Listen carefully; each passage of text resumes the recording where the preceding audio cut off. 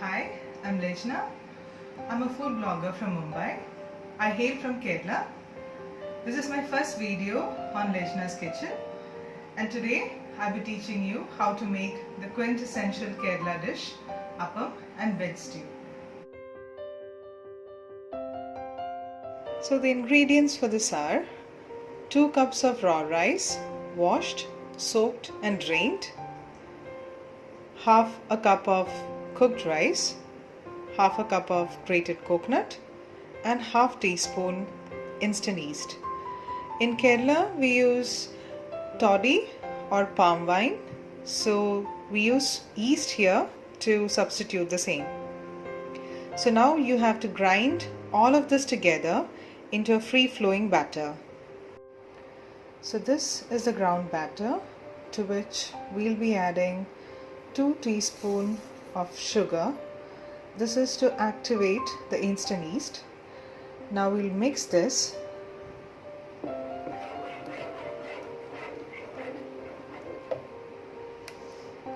See, that's the consistency we're looking at.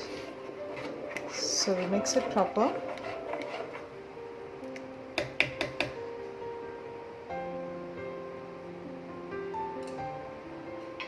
Cover it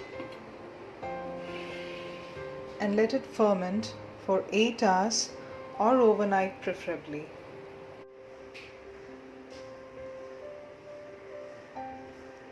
See the amount of fermentation. So we'll be adding the salt, and now you can see how much it has fermented. Then you mix it really well, and you again keep it for a while till you have to make the appams, because we generally make the appams with the fermented batter which is again risen, and we scoop out the top portion and then we make the appams. That is when you get the lacy texture on the sides. So this is the appam batter. I've just transferred it into a smaller bowl, so you can see that this is the froth on top. So this is what we'll be pouring gently into this. This is an appam pan. We've kept it on the stove. So we'll be pouring this and swirling it. So the appam pan is hot. To this we'll be taking the appam batter, taking the top froth, pouring it in and swirling it gently.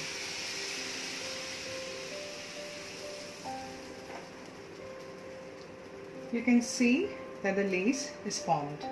Now we'll be closing it and letting it cook on slow flame. Now let's open the appam chatti or the appam pan to see how the appam has turned out. So you can see the beautiful lace. So you can see the appam is done. Since it's a non-stick pan, it's quite easy to take it.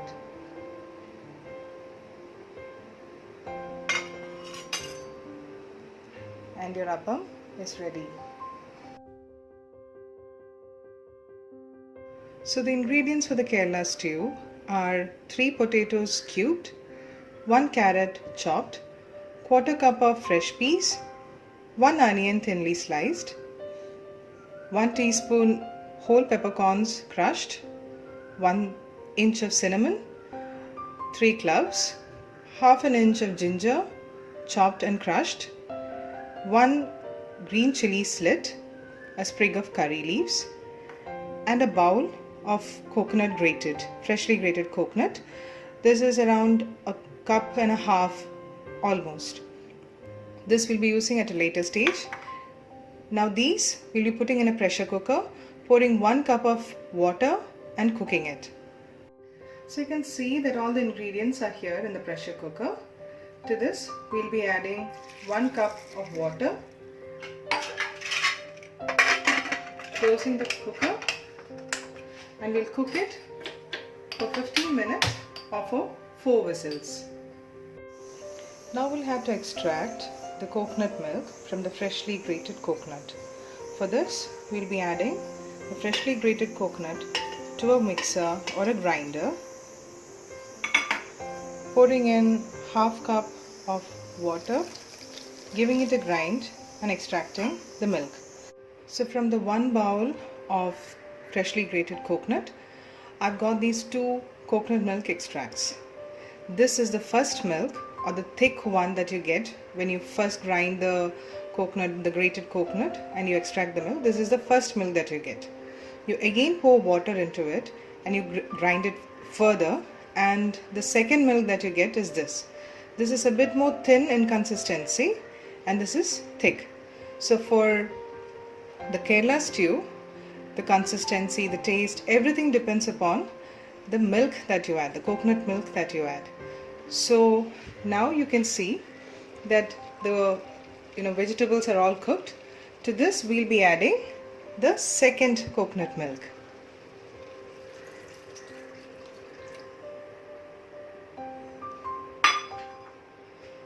We'll be cooking this for around 5 minutes and gently mashing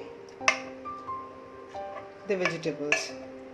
We don't want to add the first milk at this point because as you can see, it is a bit thin in consistency. So we want to further thicken it, and when you find that it's a bit thick, you add the first milk and you off the stove. Now you can see that the stew has thickened up a bit. The vegetables, I've mashed it a bit, so that has made the stew a bit thick. To this we'll be adding 1 teaspoon of salt and mixing it. You can add salt as per your taste.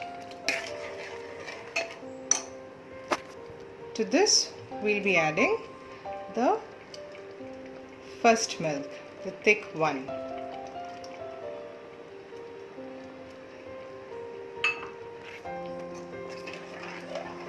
See, the color has become quite white. At this point, you off the stove, add a little bit of oil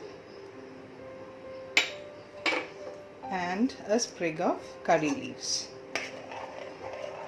and your Kerala stew is done.